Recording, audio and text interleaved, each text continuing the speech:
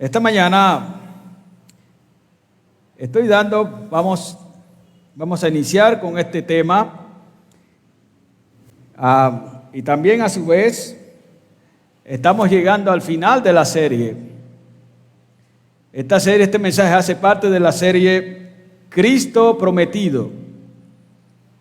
Hemos venido trabajando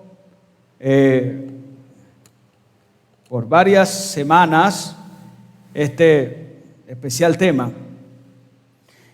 Y espero que realmente haya sido de mucha bendición para usted. Cristo Prometido así se ha llamado esta serie. El tema de esta mañana lo he titulado La importancia de ver a Cristo en toda la Biblia. Así que puede usted tomar apunte allí donde está. Puede escribir la importancia de ver a Cristo en toda la Biblia. Hay dos cánticos seguramente muy conocidos que se ha preparado para niños. Y ellos suelen ser cantados en la iglesia. Esos dos cantos reflejan lo que la mayoría de las personas cree de la Biblia, o refleja lo que la mayoría de las personas ven en la Biblia, lo que piensa de la Biblia. Esos cantos han sido, como ya mencioné, preparados para niños. El primer canto es el que se conoce como el canto de David y Goliat. Este canto, mire lo que dice. Voy a tratar de que ustedes lo comprendan en esta mañana. El canto dice algo así como: un simple muchachito que se llamaba David, un simple pastorcito que cuidaba el redil, cuidaba su redil. De un arroyito 5 piedras tomó. Un simple muchachito armado de valor y una pequeña piedra. En su honda colocó una pequeña piedra. Y la onda giró y giró y giró y giró y giró y giró y giró y giró. Y aquella pedrita, echó a volar, y el gigante se desplomó. Un simple muchachito que se llamaba David, un simple pastorcito que cuidaba su redil, y de un arroyito 5 piedras tomó. Un simple muchachito armado de valor y una pequeña piedra. En su honda colocó una pequeña piedra. Y la onda giró y giró y giró y giró y giró. Y aquella piedrita echó a volar. Y el gigante se desplomó.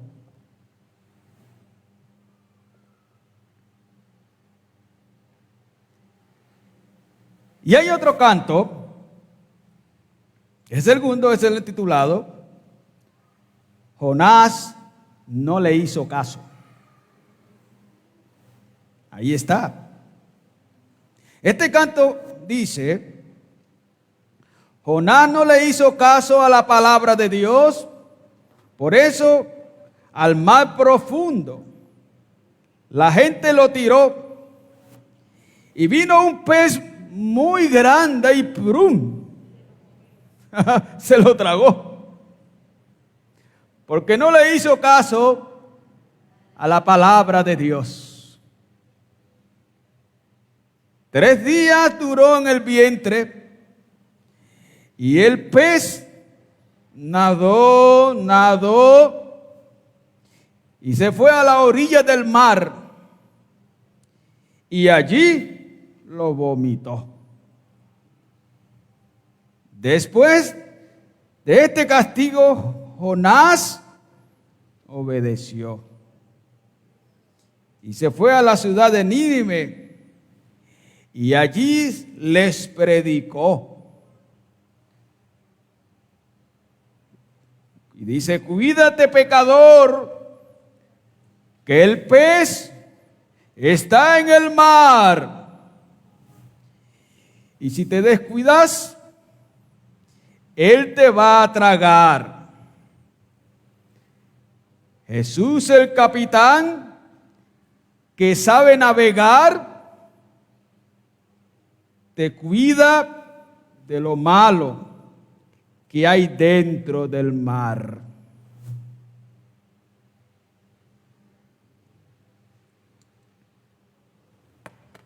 Aquí están estos dos cantos. Analicemos esta mañana estos dos cánticos en sus pasajes naturales. El primer pasaje está en Samuel, capítulo 17, 45. Vamos a leer del 45 en adelante. Están todos esos pasajes, pero quiero leer del 25, desde el 45 en adelante.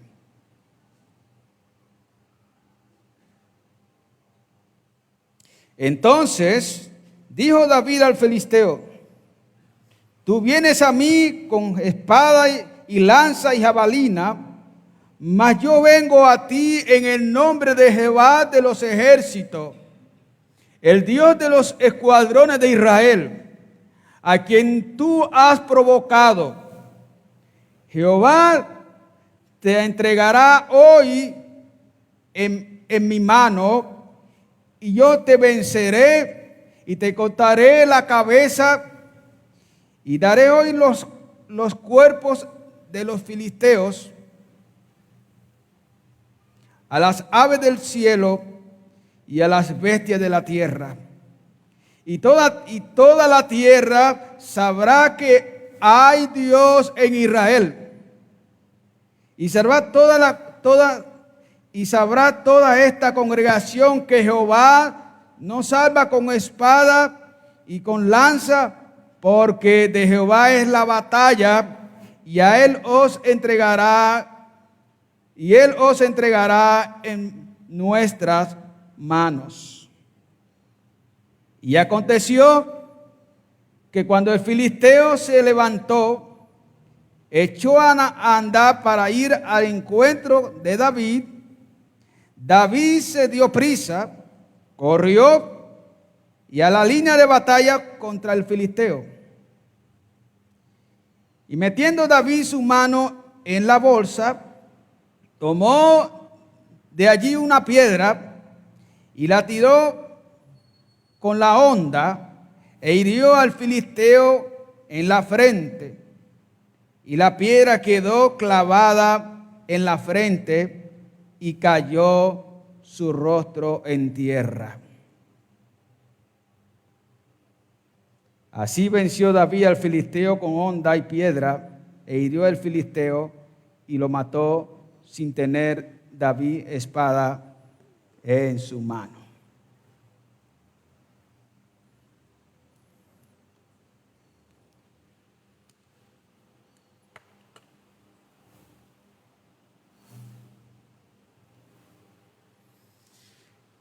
Aquí está este pasaje.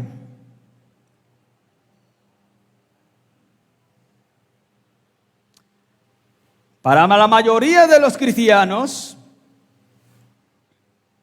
para la mayoría de los creyentes, el encuentro de David y Goliat es la historia de un jaque, de un matagigante.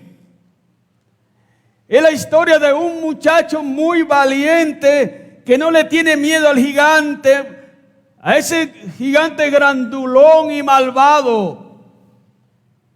Para la mayoría de los cristianos, esa es esta historia. Pero yo tengo que decir en esta mañana que David, en esta historia, realmente no es un muchachito valiente que no le tiene miedo a este grandulón gigante. Eso no es. Lo que el texto nos muestra, amados hermanos, es que David venció al enemigo por ser el ungido del Señor, por ser el escogido de Dios para ser rey y liberar a Israel. Es por esto que David venció al gigante. Y no por ser valiente. Es que todos se centran en la valentía de David. Es que fue un muchacho valiente, muy valiente, y derrotó al gigante. Su victoria realmente tiene una connotación, un significado más allá de lo inmediato, como normalmente se ve. David era la preparación para la venida del Rey de Reyes, es decir, Cristo el Señor. David es tipo de Cristo, prefiguraba a Cristo. Eso es David. ¿Sabe? A David se le da poder y dominio sobre sus enemigos. A Cristo se le da poder y dominio sobre sus enemigos, es decir, Satanás y todos los demonios. A David, ¿sabe? Se le puede ver como aquel que ganó la victoria sobre sus enemigos y estableció su reino. Y sabe, Cristo ganó la victoria a Satanás y estableció su reino y lo está estableciendo. Y lo hace por medio de su palabra. Los sufrimientos de David apuntan al sufrimiento de Cristo, Juan 13, 18 y Juan 15, 25. David sufrió agónicamente y Cristo también sufrió agónicamente. Hasta los detalles en su movimiento geográfico son parecidos. Como David, Cristo también salió de Jerusalén y cruzó el valle del Cedrón del monte de los Olivos. Ambos lo hicieron. Allí está. David tuvo misericordia de sus enemigos en cierto momento. Cristo tuvo misericordia de sus enemigos humanos. David enfrentó el reproche de muchas personas, de mucha gente, y muchos lo traicionaron y no le obedecieron. Cristo también enfrentó el reproche de mucha gente. Unos lo traicionaron y algunos no le obedecieron. David enfrentó humillación. Cristo también enfrentó humillación. El gobierno de David tuvo como base la justicia. El gobierno de Cristo tuvo como base la justicia perfecta. El gobierno de David fue evidente hasta su muerte. Vemos cómo él venció a sus enemigos. Fue evidente hasta su muerte, venciendo a todos sus enemigos. El gobierno de Cristo también fue evidente hasta su muerte, venciendo a sus enemigos, los demonios, al Satanás y todo lo demás. Allí está. David cumplió el papel designado por Dios y liberó al pueblo, a su pueblo, de la esclavitud de sus enemigos. Bueno, Cristo cumplió el papel designado por Dios Padre y liberó a su iglesia de la esclavitud de los enemigos, de sus enemigos.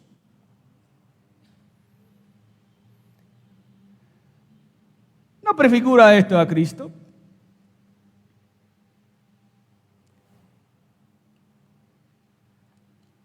David realmente es tipo de Cristo.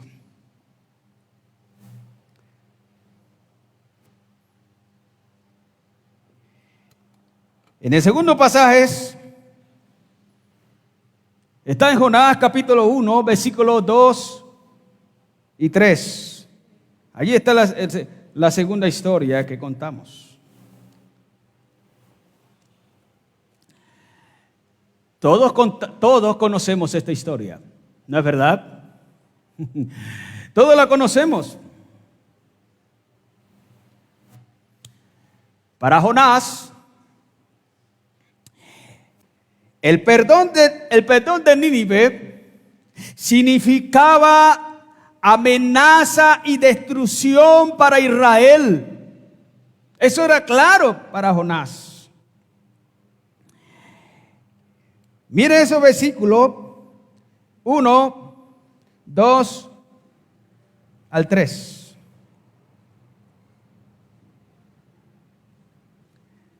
Levántate y ve a Nínive, aquella gran ciudad, y pregona contra ella, porque ha subido la maldad delante de mí. Y Jonás se levantó para huir de la presencia de Jehová a Tarsis, y descendió a Jope, y halló una nave que partía para Tarsis, y pagando su pasaje, entró en aquella para irse con ellos a Tarsis, lejos de la presencia del Señor. Se fugó. Se fugó. Sí. Es que claramente él tenía en su mente el perdón de esta ciudad, el perdón de estos enemigos será una amenaza para mi pueblo. Y casi que la destrucción de mi pueblo está sentenciado. En el capítulo 1, 2 y 3 nos dice que Jonás entonces, ¿qué sucede? Jonás decidió retirarse de la acción, no ir a lo que Dios le estaba diciendo.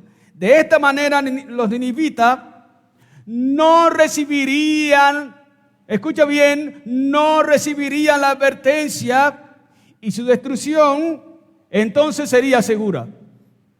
Si ellos no reciben las instrucciones, la advertencia de Dios, si ellos se mantienen rebeldes, si ellos se mantienen lejos de Dios,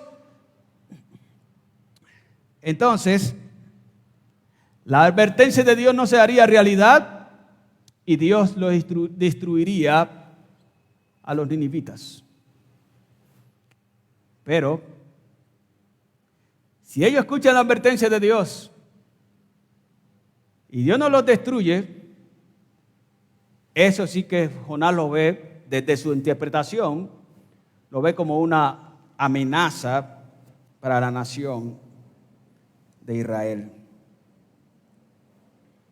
Entonces, ¿qué es lo que vemos? Jonás emprende su huida. En el versículo 4, 11 y 17 nos dice que cuando su identidad fue descubierta, decidió ejecutar su plan perfecto. Ya lo tenía listo, ya lo tenía allí y él decidió ejecutar su plan. ¿Qué es lo que dice? Tírenme al mar.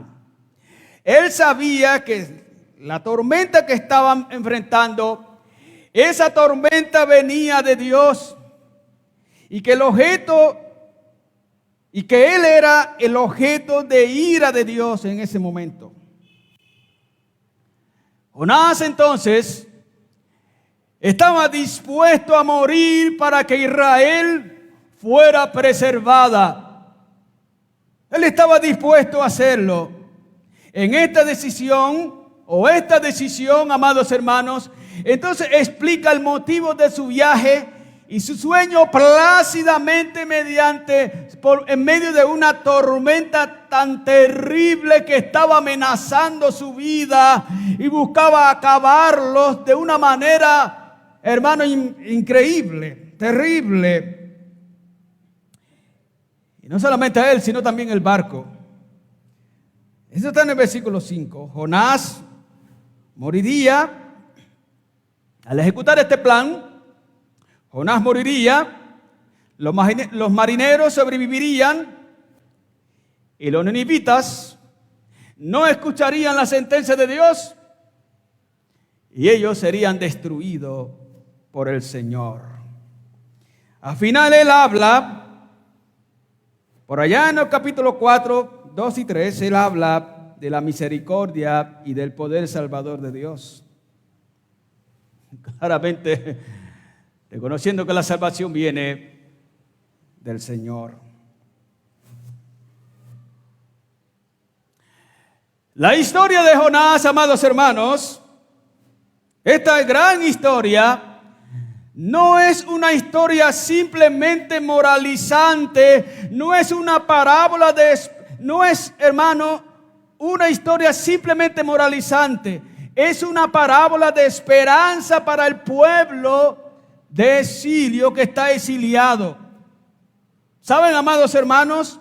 La señal de Jonás tiene el cumplimiento en Cristo. Mateo 16, 4.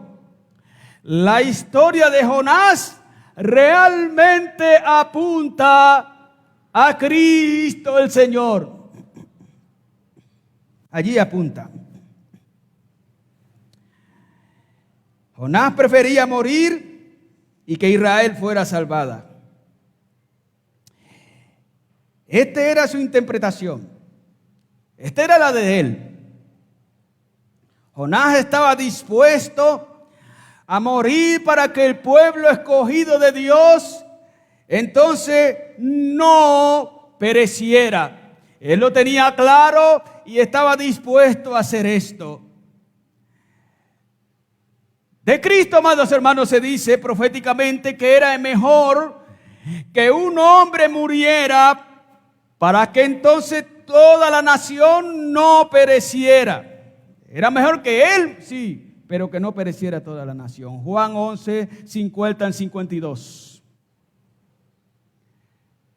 Cristo estuvo dispuesto a morir para que el pueblo escogido de Dios no pereciera. Aquí está esta gran parábola. Es una gran parábola. A la luz de estos dos textos podemos decir que la Biblia no es una colección de ejemplos simplemente moralizante. No podemos decir esto, amados hermanos. No es simplemente un manual de historia desconectada. No es simplemente, amados hermanos, un catálogo de mandamientos. Es más que eso las Escrituras. Amados hermanos, al igual que estos dos pasajes apuntan a Cristo, toda la Biblia es la revelación de Cristo prometido. Toda la Biblia, escuche bien, toda la Biblia apunta a Cristo. En Génesis, Cristo es la simiente de la mujer. En Éxodo, Él es nuestro sumo sacerdote. Cristo es nuestro sumo sacerdote. En Números, Cristo es la columna de nube de día y la columna de nube de noche. En Deuteronomio, Cristo es el profeta mayor que Moisés. En Josué, Cristo es el capitán de salvación. En Jueces, Cristo es el juez y dador de la ley. En Ruth, Cristo es nuestro pariente redentor. En primera y segunda de Samuel, Cristo es el profeta fiel. En primera y segunda de Reyes y Crónicas, Cristo es el Rey de Reyes que gobierna. En Esdras, Cristo es el escriba fiel. En Nehemías, Cristo es el constructor de muros derribados. En Esther, Cristo es nuestro Mardoqueo. En Job, Cristo es nuestro redentor que vive. En los Salmos, Cristo es nuestra sabiduría. En los Salmos, Cristo es nuestro pastor, y en Proverbios, Cristo es nuestra sabiduría. En Eclesiastés, Cristo es nuestra sabiduría. En Cantar de los Cantares, Cristo es nuestro amado y nuestro esposo. En Isaías, Cristo es el príncipe de paz. En Jeremías, Cristo es nuestro profeta que gime. En Lamentaciones, Cristo es el profeta que gime. En Ezequiel, Cristo es la figura de los 4 seres vivientes. En Daniel, Cristo es, ¿sabe?, el 4º hombre en el horno de fuego. En Oseas, Cristo es el esposo eterno. En Joel, Cristo es el bautizador en el Espíritu Santo. En Amos, Cristo es nuestra carga. Cristo llevó nuestra carga. En Atías, Cristo es nuestro Salvador. En Jonás, realmente Cristo es el misionero foráneo, fiel. En Miqueas, Cristo es el Rey de Israel. En Nahum, Cristo es el mensajero hermoso. En Habacuc, Cristo es el evangelista que clama arrepentimiento. En Sofonías, Cristo es el Señor todopoderoso que salva. En Ageo, Cristo es el restaurador de la herencia perdida. En Zacarías, Cristo es el futuro rey de Sión. En Malaquías, Cristo es el sol de justicia. Amados hermanos, ¿y qué decir en la nueva dispensación? ¿Qué decir? ¿Qué decir? En Mateo, Cristo es el Mesías. En Marcos, Cristo es el obrador de milagros. En Lucas, Cristo es el Hijo del Hombre. En Juan, Cristo es el Hijo de Dios. En Hechos, Cristo es el Espíritu Santo moviéndose entre los hombres. En Romanos, Cristo es el justificador. En 1 y 2 de Corintios, Cristo es el santificador. En Gálatas, Cristo es el redentor de la maldición de la ley. En Efesios, Cristo es el esposo de la iglesia. En Filipenses, Cristo es el gozo de nuestro corazón. En Colosenses, Cristo es quien habita corporalmente toda la plenitud de Cristo. En 1 y 2 de Tesalonicenses, Cristo es nuestro inminente Rey venidero. En 1 y 2 de Timoteo, Cristo es el mediador y único mediador entre Dios y los hombres. En Tito, Cristo es el pastor fiel. En Filemón, Cristo es el amigo de los oprimidos. En Hebreo, Cristo es nuestro sumo sacerdote. En Santiago, Cristo es el sanador de los enfermos. En 1 y 2 de Pedro, Cristo es el príncipe de los pastores. En 1 y 2 de Juan y 3, Cristo es el amor de Dios derramado en nuestros corazones. En Judas, no el Iscariote, Cristo es el que viene con sus millares de santos. En Apocalipsis, Cristo es el Rey de Reyes y Señor de señores. Amados hermanos, escúcheme bien. ¿Han visto ustedes a Cristo prometido en toda la Biblia? ¿Lo han contemplado? ¿Lo han visto? Ver a Cristo prometido en toda la Biblia es importante, pero es muy importante, muy importante. Y las razones son dos. ¿Por qué es importante? ¿Sí? ¿Por qué lo es, amados hermanos? ¿Por qué es importante ver a Jesús en toda la Biblia? Dije que hay dos razones. En primer lugar, porque transforma tu manera de leer la Biblia. ¿Estás entendiendo esto? La primera razón por la cual es importante ver a Jesús en toda la Biblia es porque transforma tu manera de leer las Escrituras, de leer la Biblia. Nótese usted lo que dice las Escrituras. Allá en Lucas 24, 25 al 27. Note lo que Jesús le dijo a dos discípulos desconectados, desesperados. Mire lo que él dice: oh insensatos y tardos de corazón para creer todo lo que los profetas han dicho. ¿No era necesario que el Cristo padeciera todas estas cosas y entrar en su gloria? Comenzando por Moisés y continuando con todas las profetas, les explicó lo referente a él en todas las Escrituras. Mire lo que Jesús hace aquí. Les explicó referente a él lo que él decía en todas las Escrituras.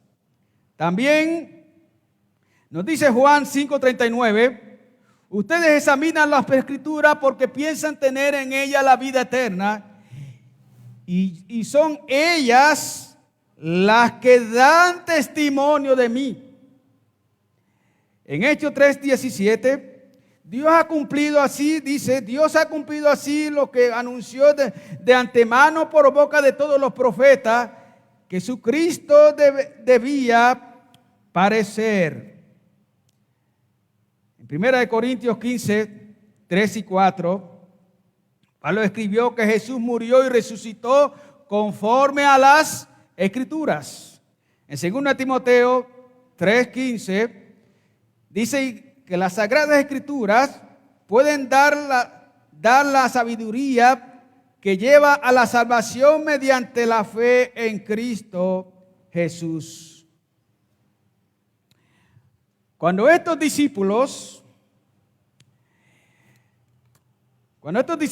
de Emaús vieron a Cristo en toda la Biblia, vieron todo lo que de él decía,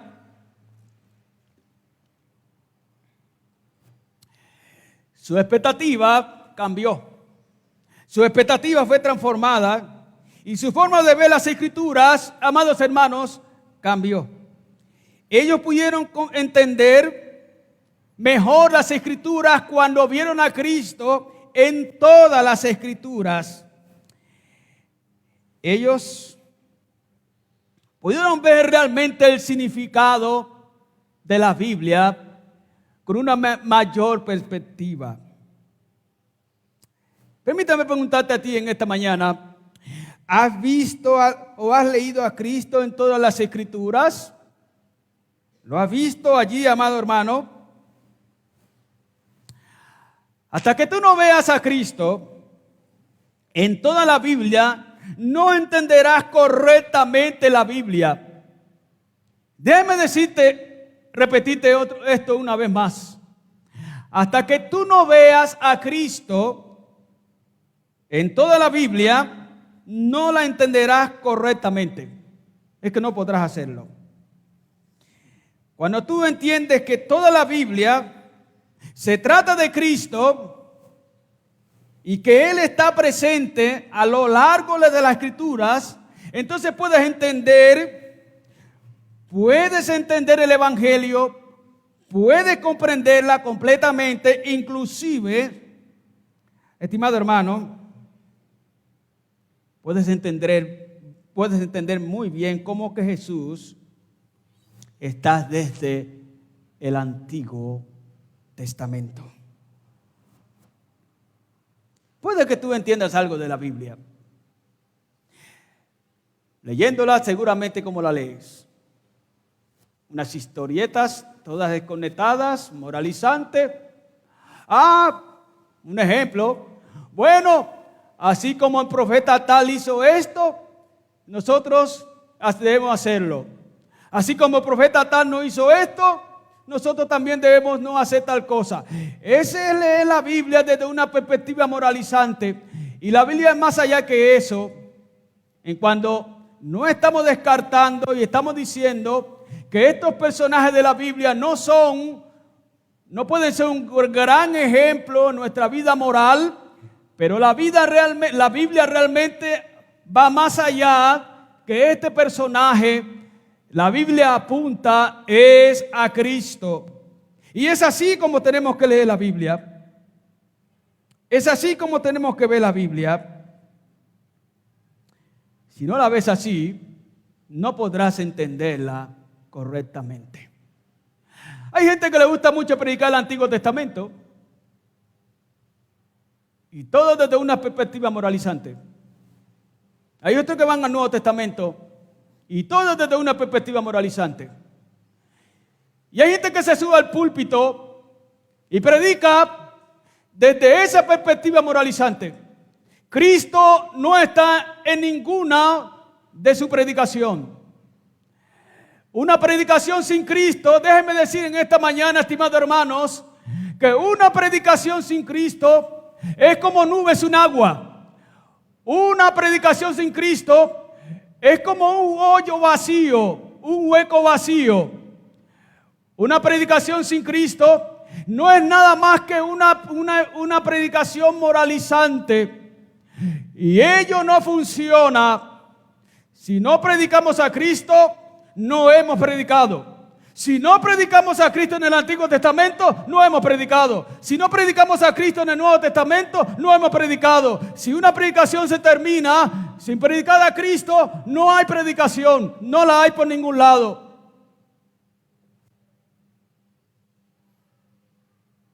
Allí está, amado hermano. Obviamente, no todos los versículos, no estoy diciendo que usted ahora vaya a leer cada versículo para ver a Cristo en cada versículo.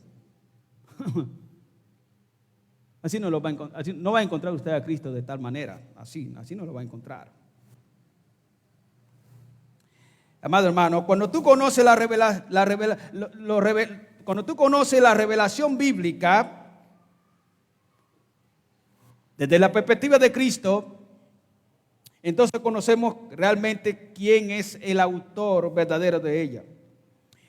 El propósito mismo de la Biblia es que conozcamos, escuche bien, conozcamos su carácter, sus atributos, su voluntad a lo largo de cada una de las páginas que están allí. Podemos pensar, amados hermanos, podemos pensar en la Biblia realmente como una autobiografía exclusiva de Dios, donde Él nos habla quién es Él, nos habla de sus hechos, nos habla de lo que hará, nos habla de su plan, nos habla del universo, nos habla de todo, amado hermano. Ver a Cristo en toda la Biblia no solo es importante porque transforma, amados hermanos, nuestra manera de leer la Biblia, sino que en segundo lugar es importante porque te lleva a ver la gloria de Cristo revelada. Allí está, te lleva a ver la gloria de Dios revelada en Cristo. Permítame decir esto otra vez. Ver a Cristo en toda la Biblia no solo es importante porque transforma tu manera de leer la Biblia, sino, en segundo lugar, porque te lleva a ver la gloria de Dios revelándose en Cristo. Noten lo que dice Juan capítulo 1, 14. El Verbo se hizo carne y habitó entre nosotros y vimos su gloria, la gloria como el unigénito del Padre, lleno de gracia y de verdad. Jesús mismo dice en Juan 14, mire lo que dice otra vez, 9, el que me ha visto a mí, ha visto al Padre. Más adelante, Pablo afirma en Colosenses 1:5, que Cristo es la imagen del Dios invisible, el primogénito de toda creación.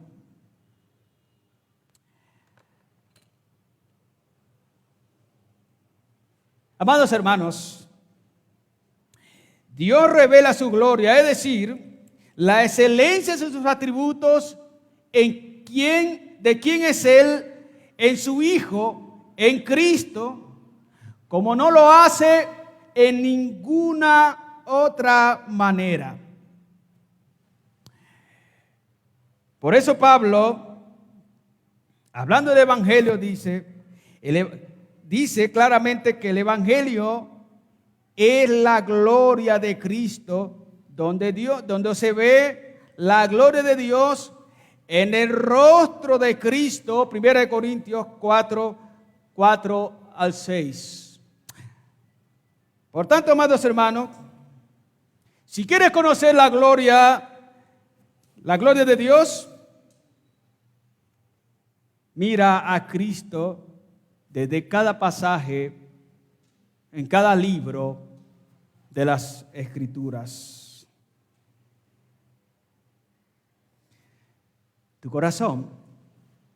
Tu corazón necesita ver la gloria de Cristo para ser transformados y así movidos a vivir para Él, y así movidos también para hacer todas las cosas que el Señor nos manda hacer.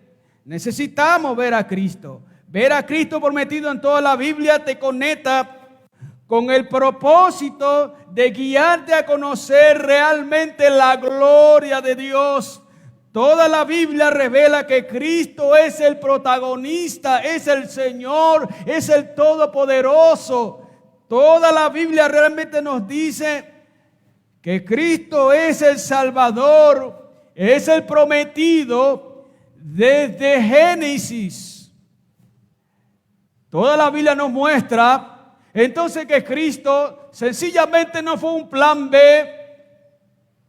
a la caída de Adán. No fue un plan B. Cristo es el prometido desde antes mismo de la caída de Adán. Toda la Biblia gira en torno a Él y tienen como propósito guiarte a Cristo. Nuestros corazones entonces, amados hermanos, necesitan conocer la gloria de Dios. Y ella está en Cristo el Señor. Cierto teólogo, fíjese usted lo que dice, y me llamó mucho la atención esto: leer la Biblia y no ver a Cristo en ella es trágico, como tener una visión espectacular de las estrellas, una visión que te robaría el aliento y perderla tontamente por apuntar tu telescopio a la tierra y traerte allí. Amados hermanos, si quieres conocer la gloria de Dios, tú tienes que mirar a Cristo. Y tienes que mirar a Cristo en cada parte de las Escrituras. En la Biblia, Dios despliega su gloria. La gloria del unigénito Hijo de Dios. Allí está. En la Biblia se ve desplegado el amor de Dios Padre y se ve desplegado el amor de Dios Hijo. Se ve el sacrificio de Cristo por su pueblo elegido. Allí en la Biblia se llama al hombre a obedecer a Cristo, a ser transformado y adorarlo, porque así tiene que ser, amado hermano.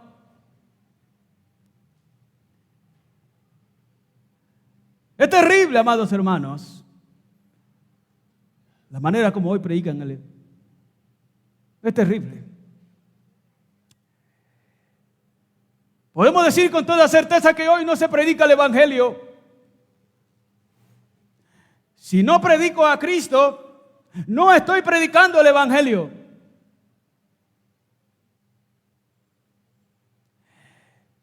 Pero es más terrible como muchos leen la Biblia.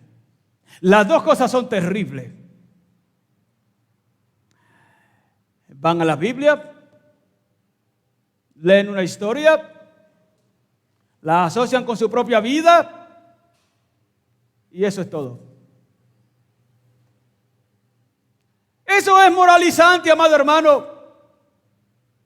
Ninguno por vivir una vida moral adecuada, ninguno por vivir una vida moral puede ir al reino de Dios. Ninguno por vivir impecablemente una vida moral puede alcanzar el reino de Dios.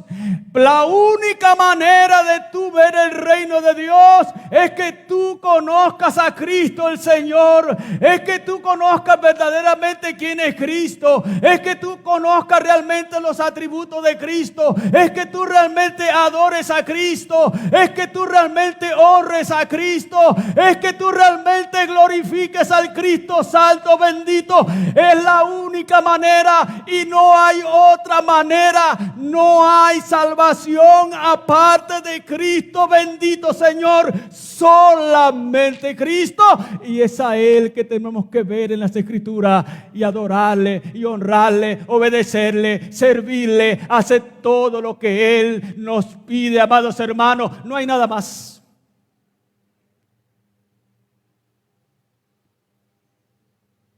Nada más. Puede pasar toda tu vida moralmente leyendo y siguiendo ejemplos morales y no llegarás al cielo. No llegarás.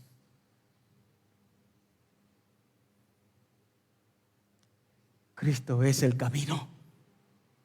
Cristo es la verdad. Y Cristo es la vida. Lee la Biblia desde su perspectiva natural. Cristo.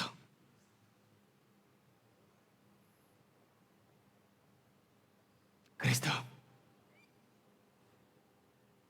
Y honra a Cristo, hermano.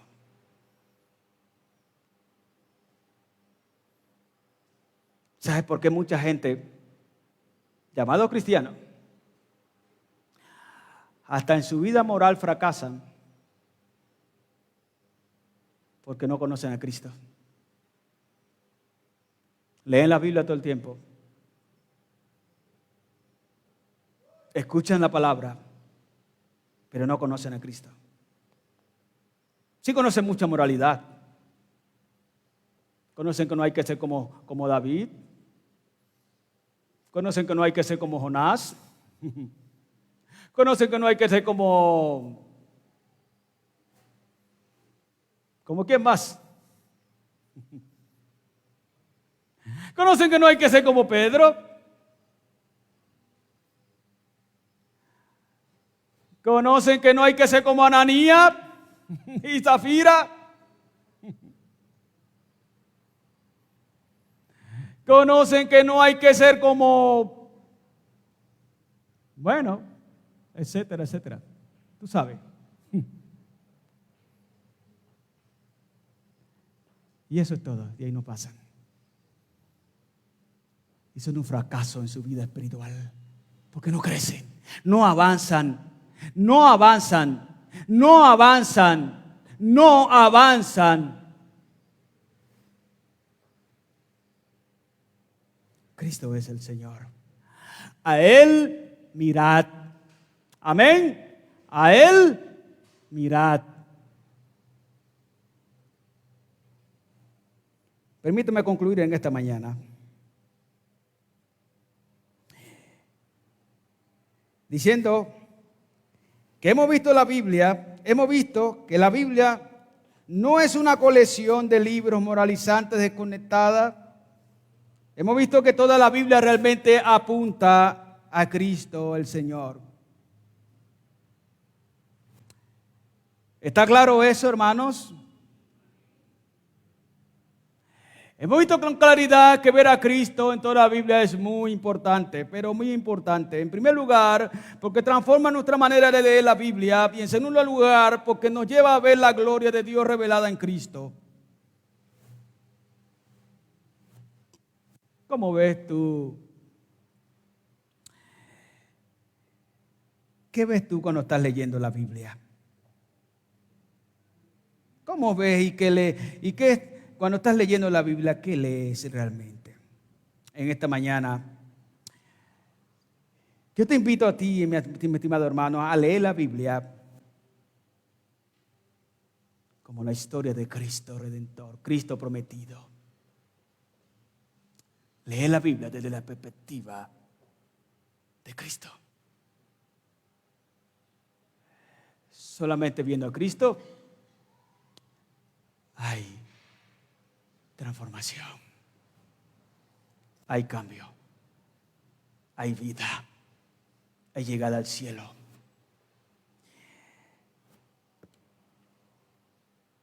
¿Cómo se explica que creyentes sean apáticos para orar? Dicen que son creyentes.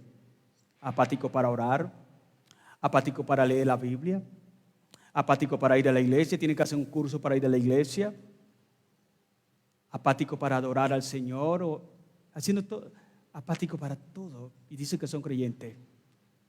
Lo hacen cuando a ellos les gusta, cuando ellos quieren. ¿Cómo explica esto? La única explicación es que no conocen a Cristo. Pueden conocer muchos personajes. Y hay gente que puede recitar toda la Biblia y puede recitar todos los personajes de la Biblia. Y eso es todo. Su vida dice otra cosa. El Señor de gloria nos ayuda, amados hermanos. Amén. El Señor de gloria nos ayude.